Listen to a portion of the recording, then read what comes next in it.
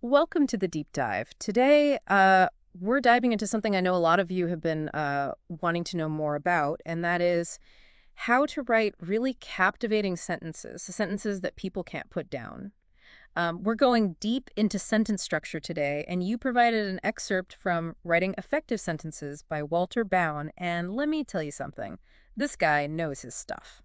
It's interesting. A lot of times we think about sentence structure as, something we learn in high school and we move on from it. Mhm. But Bound makes this point right at the beginning. Even if you've been writing for years, you can still benefit from going back and looking at the fundamentals. Yeah. Yeah, absolutely. And he makes this point about practice, which I think is so key. He's not just throwing grammar rules at us. He's saying, look, this is about practice. This is about revision. It's like you wouldn't, expect to just go run a marathon without practicing. Yep. Exactly. Yeah. Exactly. It's like any skill. Mhm. Writing takes that dedication, that constant improvement. So he starts off with, I love this. He starts off with like the simplest element of writing, right? The loose sentence. And he uses these super clear examples too, like Walter laughed, just very short, to the point. He even uses the shortest verse in the Bible, which is Jesus wept. 2 words, but man, the impact. What is it about that loose sentence that makes it so important to master? It's funny he used that example because I was just thinking about that the other day about how such a short sentence could be so powerful. Yeah. But I think what he's getting at is, before you can build a skyscraper, you need a solid foundation. Yeah. And that loose sentence, it's kind of like that foundation that you can then build these more complex sentences from later. Okay. Okay. So master the basics and then you can get fancy. Right. Which leads us perfectly into his next point, which is periodic sentences. And this is where things start to get really interesting, and I would even say a little dramatic. Yeah, and he uses this really funny example about Walter at the circus. Like, he builds all this tension with this long, winding sentence, and you're just waiting, what's going to happen. And then, bam, he hits us with, Walter picked his nose. I know. I actually laughed out loud when I read that. But it's so true. Like, he's making this point that you can use sentence structure to build anticipation, keep your reader on the edge of their seat. So how can we actually use that in our own writing? Yeah, I think this is all about, like, subverting expectations, right? If you can set up a scenario in your writing that feels kind of predictable, and then you use the structure of your sentence Mhm. to deliver this, like, surprising or unexpected twist. It's almost like, if you think about it like a joke, right? The periodic sentence is kind of like the setup for the joke, Yeah. and then the punchline is going to land so much better because of it. And he's such a stickler for punctuation, especially with these periodic sentences. Why is that so important? Well, you've got to have clarity, right? Because you're taking the reader on this journey Yeah. with that periodic sentence. You want to make sure that they can follow along and they feel that buildup, that anticipation, without getting lost along the way. Yeah. And punctuation is key to doing that. Okay, so we've got our foundation with the loose sentences. We're building up the suspense with those periodic sentences. Where do we go from there?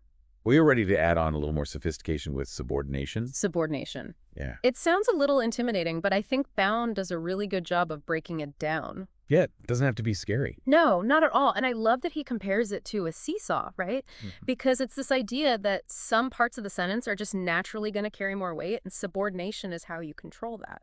It's like you're choosing what to emphasize. Like, if you think about it visually, it's like a painter, thinking about the composition of their painting, or a photographer choosing where to focus. With subordination, you're making these choices about what you want the reader to really pay attention to. And I thought that example that he gave about writing his first novel when he was 10 years old was so powerful. Because depending on how he structures that sentence, he can either highlight the novel itself or the fact that he was only 10 years old when he wrote it. It's subtle, but it completely changes the reader's experience. Totally.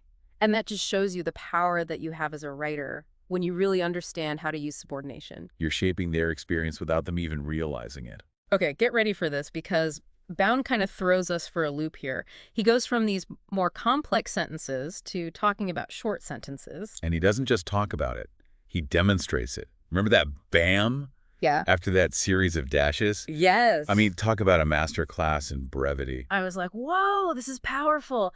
And then that example he gives, that image of the single yellow tulip in a field of red. I mean, you can't help but picture it. Right. And everyone knows what a red tulip looks like, so they can instantly picture that one yellow one and how much it stands out. So it's like he's not just talking about sentence length here. He's talking about using it strategically to evoke a very specific feeling in the reader. It's almost like a well-placed pause in a piece of music.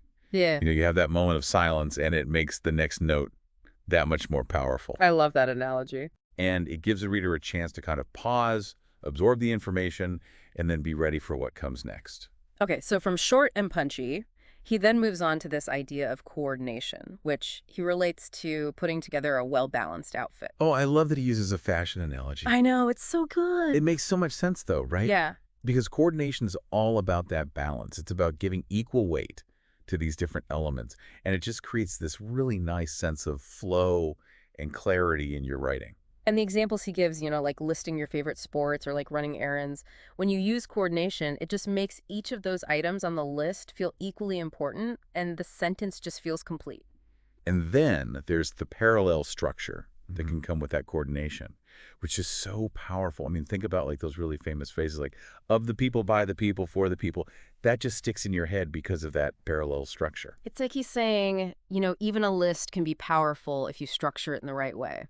Okay, be careful here, because now he goes into this whole thing about rhetorical questions. And I feel like this is a place where a lot of writers, they can really miss the mark, right? Yeah, the rhetorical question. It can be an amazing tool, but it can also be really, really dangerous if it's not used well. And he calls out those those cringeworthy rhetorical questions, the ones that are like, what is the meaning of life? What is love?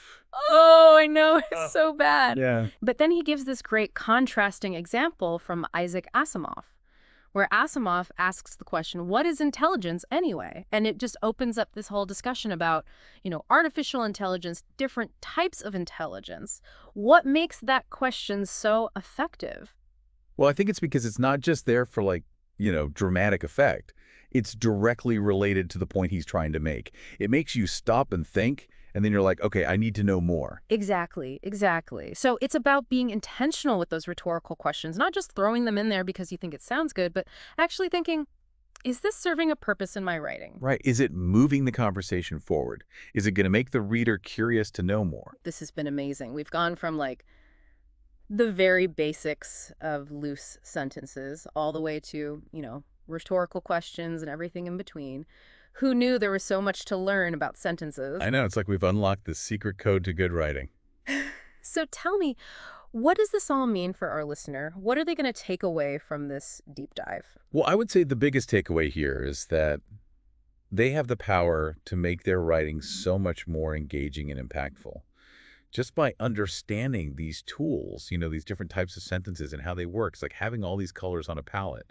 You can create anything you want. I love that. So it's about making choices. It's about being intentional. Exactly. And I love that analogy of the painter's palette, because it really is about being creative with your sentences.